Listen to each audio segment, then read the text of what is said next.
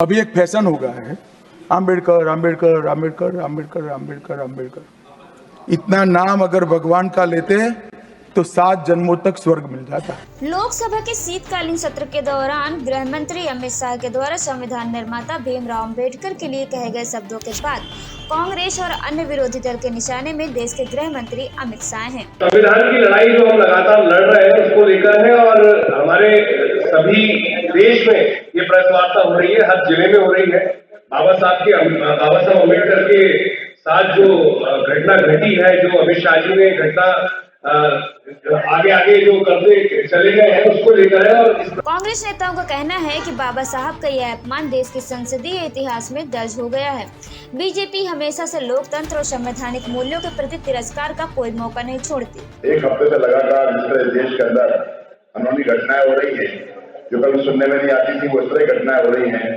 संसद को भी जिस तरह से उन्होंने गली और चौराहे का मामला बनाकर रख दिया है और जिस तरह निंदनीय भाषा का वहां उपयोग होता है, उपयोग किया जाता है। और वो है जैसा कि इस देश के गृह मंत्री अमित शाह जी ने इस देश के गरीबों के मसीहा, संविधान के रचयिता बाबा साहब अम्बेडकर के बारे में जिस तरह से मजाक उड़ाते हुए, इंडिया उड़ाते हुए उन्होंने कहा कि फैशन हो गया है, अम्बेडकर अम्बेडकर अम्बेडकर अम्बेडकर अम्बेडकर, इतना नाम किसी और का लेंगे तो वो लेकर शॉर्ट मिल जाएगा। तो इससे साफ है कहीं ना कहीं उनकी सोच हमारे आदिवासी वर्ग के लिए, हमारे दलित वर्ग के लिए और गरीबों के प्रति क्या है ये दिखती है। उसी कड़ी में हमारे आदरणीय राहुल गांधी जी और सब लोगों ने अपना विरोध प्रकट करा। आगे का विवरण तो आदरणीय भूपत जी बताएंगे, लेकिन बताना चाहता हूं कि राहुल गांधी जी के साथ जो व्यवहार किया गया वो बहुत ही निंदनीय किया गया है। उनको संसद में जाने से रोका गया। दो ही पद ऐसे होते हैं जिन्हें कोई रोक नहीं सकता है, प्रधानमंत्री और नेता प्रतिपक्ष और लोकसभा अध्यक्ष।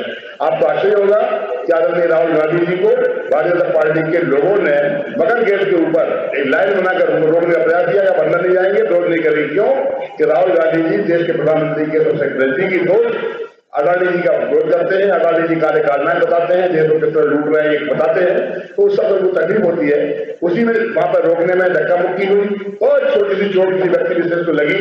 वो 70 साल के एक व्यक्ति है सारंगी जी, उन्होंने खूब नाटक किया, नौटंकी की, राजपूत है और उसका परिणाम यह है कि राहुल गांधी जी के ऊपर FIR कर दी गई है। जानलेवा हमलों के अंदर धाराएं लगाई गई हैं। दुर्भाग्य है कि जब कोई ऐसी घटनाएं होती है तो काउंटर केस बनता है।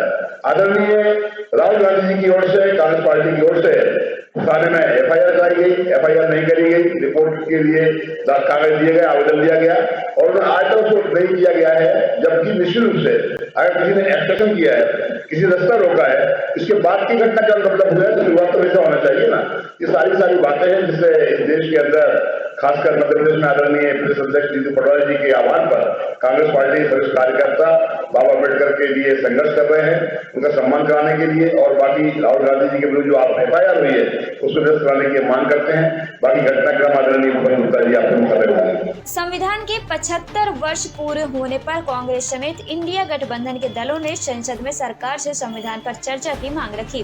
के माध्यम से मैं आपसे बात करना चाहता हूं कि जो बात अभी उठाई आदरणीय धनोपिया जी, पूरे देश के सामने ये दृश्य है कि संसद के अंदर संविधान के ऊपर संविधान का 75वां वर्ष मनाते हुए कार्यक्रम आयोजित हो रहा है। संविधान पर बहस हो रही थी जिसे ये टालना चाहते थे और वो कांग्रेस की पहल पर ये बहस शुरू हुई।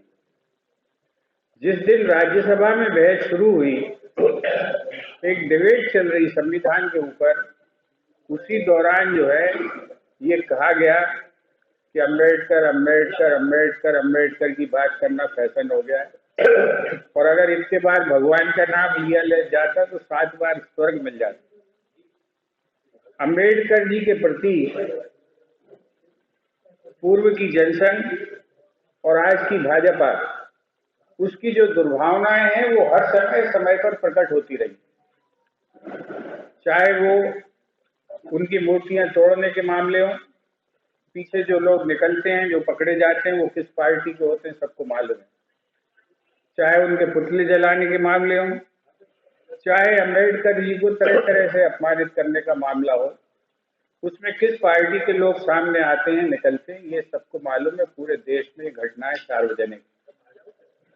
इसी श्रृंखला में जब ये अपमान किया गया आदरणीय बाबा साहब अम्बेडकर का, तो कांग्रेस पार्टी ने उसमें 2 मुद्दे रखे कि एक तो गृह मंत्री की माफी मांगे, जो कि बहुत उचित मांग है, और दूसरी चीज कि उनका इस्तीफा हो। देश की संप्रभुता के लिए एक गीता का निर्माण करने वाला जो व्यक्ति था, उस व्यक्ति के अपमान का मतलब है कि इस देश की जो एक आइडिया ऑफ इंडिया है उसका अपमान किया जा रहा है।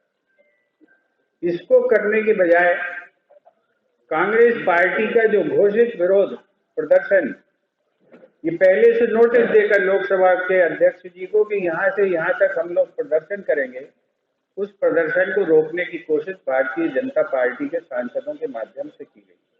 हमारी महिला सांसदों के साथ जो है रोक टोक की गई, उनके साथ धक्का मुक्की का प्रयास किया, और ये जो राष्ट्रीय अध्यक्ष जी के साथ हमारे धक्का मुक्की, और ये दुनिया का पहला ऐसा मामला है जहां पर जो गिरने वाला आदमी अडानी, मणिपुर, संभल जैसे मामलों पर सदन में बहस की मांग ठुकराए जाने के बाद कांग्रेस समेत सभी दलों ने सरकार को लोकतांत्रिक और संवैधानिक मूल्यों की प्रतिबद्धता याद दिलाने का प्रयास किया। समता, समानता और न्याय के डॉक्टर अंबेडकर के आदर्शों पर चलने की सलाह बीजेपी के कतई रास नहीं आई। सत्ता पक्ष ने लगातार विपक्ष को बोलने से रोकने की कोशिश की। केंद्रीय गृह मंत्री अमित शाह ने डॉक्टर अंबेडकर का अपमान कर संघ और बीजेपी की मनुवादी मानसिकता उजागर कर रही है। उनका नेतागिरी से संविधान समिति के अध्यक्ष जरूर थे, लेकिन नेतागिरी से बड़ी दूर दूर तक का वास्ता नहीं था। उनके बारे में बताऊं, 64 साल की उम्र में नहीं रहे, पूरे विश्व और हिंदुस्तान की 64 भाषाएं वो आदमी जानते।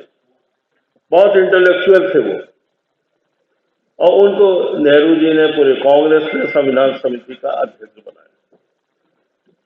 आज भारतीय जनता पार्टी एक बात लेके उठी पिछले 5 सालों से कि ये संविधान में परिवर्तन करना है। चुनाव के पहले बॉम्बे में उनके सांसद हेगड़े जी ने बोला हमें 400 सीटें मिल जाएंगी तो हम बाबा साहब के संविधान को बदल देंगे। मैं इस देश की जनता का और लोगों का बड़ा शुक्रगुजार हूं कि 400 नहीं, पिछले बार से भी 62 सीटें कम आई। अब मोदी सरकार की जगह एनडीए सरकार बोलना शुरू कर दिया गया।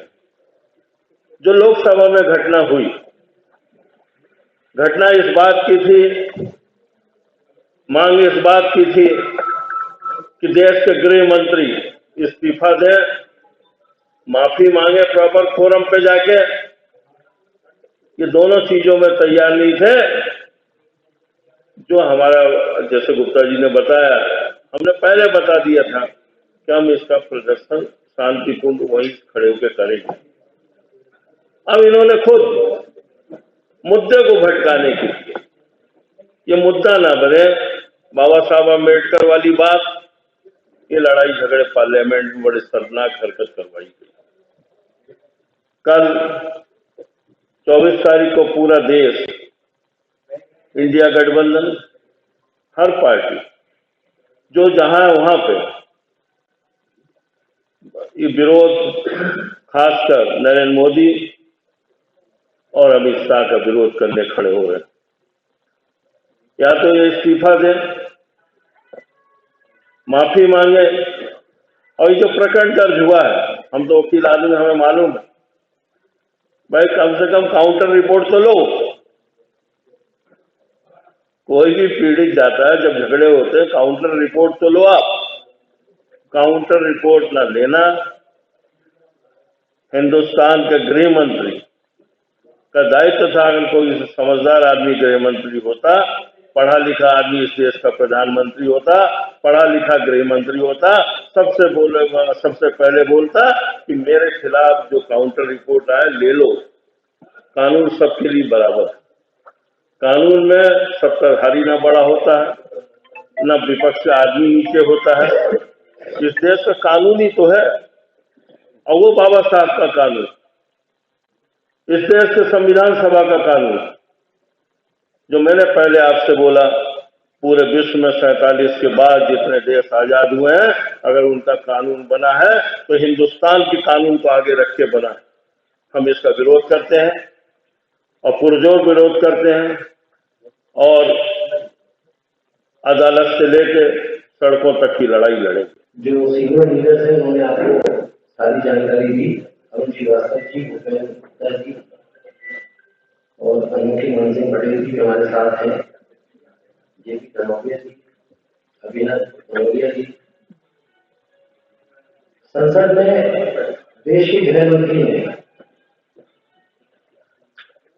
बाबा साहब अम्बेडकर जी का जो अपमान किया, उसके विरोध में एआईसीसी के निर्देशन पर पूरे देश में कांग्रेस पार्टी धरना प्रदर्शन कर रही है और ये मांग कर रही है कि गृह मंत्री अमित शाह जी को माफी मांगनी चाहिए और अपने पद से इस्तीफा दे देना चाहिए। उसी कड़ी में प्रदेश कांग्रेस कमेटी के अध्यक्ष परम आदरणीय जीपी पटवारी जी के निर्देशानुसार कल 24 तारीख को बाबा साहब अम्बेडकर सम्मान मार्च भोपाल जिले में निकाला जाएगा। वैसे ये मार्च पूरे देश में एआईसीसी के निर्देशन पर प्रत्येक राज्य में कांग्रेस पार्टी द्वारा निकाला जा रहा है। ये बाबा साहब अम्बेडकर सम्मान मार्च लिली चौकी चौराहे से प्रारंभ होगा, जो चिटौड़ रोड होते हुए जिंसी चौराहे पर जिसका समापन होगा। इस सम्मान मार्च में हमारे इस प्रदेश के जो ऊर्जावान अध्यक्ष है परम आदरणीय जीतू पटवारी जी, विधानसभा में नेता प्रतिपक्ष पवन सिंगार जी, उप नेता प्रतिपक्ष हेमंत कटारे जी, मध्य विधानसभा से विधायक आरिफ मसूद जी, उत्तर विधानसभा से विधायक आतिफ हकीम साहब और हमारे जितने भी वरिष्ठ कांग्रेस के सीनियर लीडर्स हैं, वो सब की उपस्थिति में ये सम्मान मार्च निकाला जाएगा, जिसमें आप सभी मीडिया बंधुओं से आग्रह है कि हम सब वहां पर 11 बजे से एकत्रित होना शुरू होंगे। आप सभी 11:15 बजे तक वहां पर पहुंचे और 12 बजे से हमारा मार्च शुरू होगा, जो लिली चौकी चौराहे से शुरू होकर जिंसी चौराहे पर जाकर समाप्त किया जाएगा। हमारे बीच में अनोखी मानसिंह पटेल जी भी हैं, ग्रामीण के अध्यक्ष। मैं उनसे भी निवेदन करूंगा कि वो भी आपको, हमारे साथियों, उपस्थित पत्रकार साथियों, सम्मानित मंच, भोपाल जिला ग्रामीण कांग्रेस भी इस कार्यक्रम में सभी समस्त ब्लॉकों के साथ उपस्थित रहेगी और हम लोग बैरसिया में भी बाबा साहब के सम्मान में मार्च निकालेंगे। उसका समय हमने 1 बजे दिया है और पूरा समर्थन और सहयोग हमारा इस मार्च में है और सब मिलकर अधिक से अधिक संख्या में बाबा साहब के सम्मान में उपस्थित। आपको बता दें कि अमित शाह ने संसद सत्र के दौरान कहा कि अभी एक फैशन हो गया है अम्बेडकर अम्बेडकर अम्बेडकर अम्बेडकर अम्बेडकर। इतना नाम अगर भगवान का लेते तो 7 जन्मों तक स्वर्ग मिल जाता। आरक्षण खत्म करने की साजिश के तहत बीजेपी की संविधान बदलने की कोशिश को 2024 के आम चुनाव में जनता ने नाकाम कर दिया था और बैसाखी सरकार बनाकर लोकतांत्रिक मूल्यों का पाठ पढ़ाया था। लेकिन बीजेपी ये खींच अब संविधान निर्माता पर निकाल रही है और बाबा साहब का अपमान किया गया है। लेकिन दुख की बात यह है कि प्रधानमंत्री नरेंद्र मोदी ने अमित शाह को सीख देने के बजाय आरोप प्रत्यारोप की राजनीति तेज कर दी।